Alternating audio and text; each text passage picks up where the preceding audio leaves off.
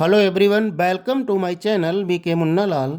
आज मैं आपको सिंथेसिस ऑफ सेंटेंसेस के अंतर्गत simple sentences by using nominative absolute discuss करने वाला हूं। डियर स्टूडेंट्स, अभी तक आप मेरे चैनल पर नए हो तो प्लीज़ चैनल को सब्सक्राइब अवश्य कर लें, जिससे आप मेरे आने वाले हर वीडियो का नोटिफिकेशन प्राप्त कर सकें और अपनी तैयारी बहुत अच्छी से कर सकें। आइए शुरू करते हैं simple sentence by using nominative absolute. Simple sentence, one subject one finite verb, यह आपको सदैव याद रखना चाहिए। तो सबसे पहले हम जानेंगे नॉमिनेटिव एब्सोल्यूट को। नॉमिनेटिव एब्सोल्यूट किसे कहते हैं? नॉमिनेटिव एब्सोल्यूट उस कर्ता को कहते हैं जो वाक्य में एब्सोल्यूट होता है, स्वतंत्र होता है, उसका दूसरे वाक्य से कोई ग्रामेटिकल संबंध नहीं होता, अर्थात ना तो वह किसी फाइनाइट वर्ब का सब्जेक्ट होता है और ना ही ऑब्जेक्ट।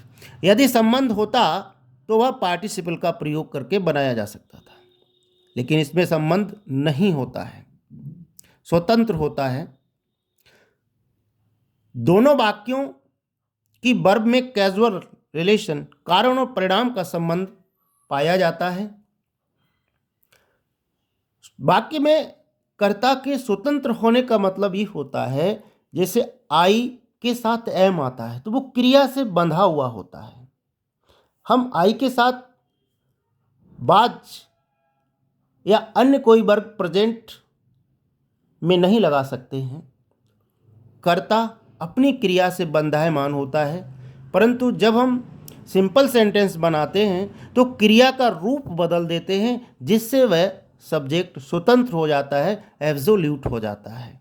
ये थोड़ा डिटेल का विषय है, अन्य वीडियो में आपको ये मिलेगा। अभी हम एब्सोल्यूट, नॉमिनेटिव एब्सोल्यूट का प्रयोग करके सिंपल सेंटेंस को देखेंगे। इसकी कंडीशंस होती हैं, दोनों वाक्यों की क्रियाओं में कैजुअल रिलेशन होता है, कारण परिणाम का संबंध दिखाई देता है। अब सिंपल सेंटेंस कैसे बनाएंगे ये हम जानेंगे। सिंपल सेंटेंस बनाने की विधि देखिए, घटित होने वाली क्रिया वर्ब्स के मध्य अंतराल हो।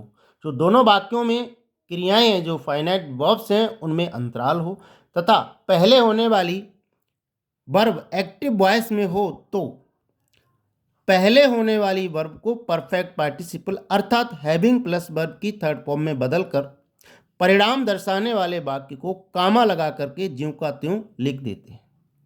ट्रिक से अगर हम समझें तो एक्टिव वॉइस में अगर वर्ब है तो subject plus having plus verb की थर्ड फॉर्म का प्रयोग करके सिंपल सेंटेंस बनाया जा सकता है। उदाहरण, the sun rose the fog disappeared, सूरज निकला कोहरा गायब हो गया। दोनों वाक्य अपने में स्वतंत्र हैं, परंतु इनके बीच एक कैजुअल रिलेशन हमें दिखाई पड़ रहा है। तो पहले होने वाली क्रिया, पहले सूरज निकला फिर कोहरा गायब हुआ, तो पहले होने वाली वर्ब को हम क्या करेंगे, परफेक्ट पार्टिसिपल में बदल देंगे। The sun having risen the fog disappeared. Second example है, the police arrived the mob dispersed, police आई और भीड़ तितर बितर हो गई।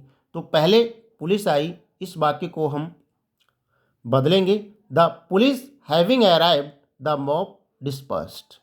थर्ड एग्जाम्पल है, द स्टॉर्म सीज्ड, तूफान रुक गया, द सन केम आउट, सूरज बाहर निकला। तो फिर वही जो क्रिया पहले हुई है उसे हमें परफेक्ट पार्टिसिपल में बदलना है, the storm having ceased the sun came out. दूसरी बात हमें ये देखनी है, जब घटित होने वाली प्रथम वर्ब पैसिव में हो तो उसे हैविंग बीन प्लस वर्ब की थर्ड फॉर्म में बदल दिया जाता है, शेष वाक्य को कामा लगा करके लिख देते हैं। दो पॉइंट हैं, क्रिया एक्टिव में हो तो पहले की तरह बनाएंगे, अगर पैसिव में है तो हैविंग बीन प्लस वर्ब की थर्ड फॉर्म लगा करके उसको बनाते हैं। अगर हम ट्रिक की तरह देखें तो subject plus having been plus verb की थर्ड फॉर्म। उदाहरण से देखते हैं, the agreement was signed, all were satisfied. अब देखिए, पहला जो वर्ब है वो पैसिव में है, एग्रीमेंट वाज साइंड, तो इसको हम हैविंग बीन प्लस वर्ब की थर्ड फॉर्म में बदलेंगे, the agreement having been signed all were satisfied. यहाँ ध्यान देना है कि अगर पैसिव रूप में है तो वर्ब की थर्ड फॉर्म ऑलरेडी दी हुई होती, तो हमें हैविंग बीन ही लिखना है। नेक्स्ट एग्जाम्पल है the captain was killed the soldiers ran away. The captain having been killed the soldiers ran away. Next हम ये देखेंगे जब कारण दर्शाने वाले वाक्य में be verbs is, am, are, was verb का प्रयोग हो तो बी को प्रेजेंट पार्टिसिपल अर्थात बीइंग में बदलते हैं, शेष वाक्य को कॉमा लगा करके लिख देते हैं। अगर ट्रिक के रूप में हम देखें, अगर किसी वाक्य में जो कारण दर्शा रहा है उसमें is, am, are, was verb का प्रयोग है तो उनकी जगह हमें बीइंग लिख देना है और शेष परिणाम दर्शाने वाले वाक्य को कॉमा लगा करके लिखकर सिंपल बना देते हैं। उदाहरण, the weather was fine he enjoyed the walk. अब इसमें बाज आया है, अब इसकी जो बाज वर है, एम, आर, वाज वर्ब के जो फर्स्ट फॉर्म बी होता है उसमें आई नहीं लगा देंगे। The weather being fine we enjoyed the walk. Next example है the bank was closed he could not withdraw money. The bank being closed, he could not withdraw money. आशा है dear students video आपको पसंद आया होगा। पसंद आया हो तो इसे लाइक करिए, शेयर कीजिएगा। वीडियो के अंत में मैं अन्य सिंथेसिस के टॉपिक्स की लिंक दे दूंगा, वहां जाकर आप उनको तैयार कर सकते हैं और बने रहिए बेहतर तैयारी के साथ आपके अपने चैनल वीके मुन्ना लाल में। Thanks for watching.